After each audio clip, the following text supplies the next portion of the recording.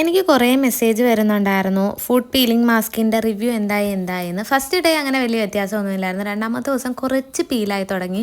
നാലാമത്തെ ദിവസമൊക്കെ ആയപ്പോൾ അത്യാവശ്യം നല്ല രീതിക്ക് പീലായിട്ടുണ്ടായിരുന്നേ.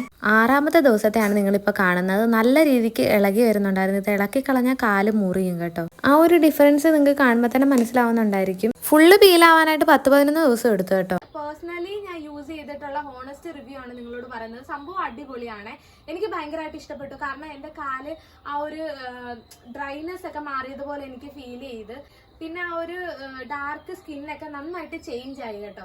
എൻ്റെ കാലിൻ്റെ ഉപ്പൂറ്റിയൊക്കെ അത്യാവശ്യം നല്ല കട്ടിയായിരുന്നു കേട്ടോ. ആ ഒരു കട്ടിയൊക്കെ മാറി. നിങ്ങളുടെ കാല് ഓൾറെഡി സോഫ്റ്റ് ആണെന്നുണ്ടെങ്കിൽ യൂസ് ചെയ്യാതിരിക്കുക. അതുപോലെ തന്നെ മറ്റേ വിണ്ട് കീറുന്ന ചൂട് സമയത്ത് ഉണ്ടാകുന്ന ആ ഒരു കാലിൻ്റെ നമ്മുടെ ഉപ്പൂറ്റി ഭാഗമൊക്കെ വെടിച്ച് കീറുന്ന അങ്ങനത്തെ അസുഖം ഉള്ളവരാണെന്നുണ്ടെങ്കിൽ യൂസ് ചെയ്യാതിരിക്കുന്നതായിരിക്കും നല്ലത്. അപ്പോൾ വീഡിയോ ഇഷ്ടമെങ്കിൽ ലൈക്ക് ചെയ്യണേ, സപ്പോർട്ട് ചെയ്യണേ. അടുത്തൊരു വീഡിയോയിലൂടെ കാണുന്നിടം വരെ എല്ലാവർക്കും ബൈ ബൈ.